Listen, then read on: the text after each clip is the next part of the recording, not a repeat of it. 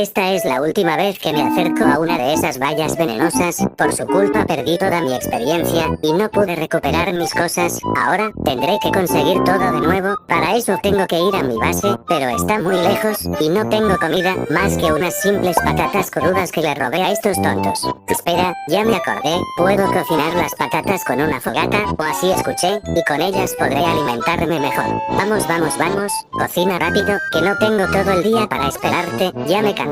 Voy a deshacerme de esta cosa y llevarme mis patatas.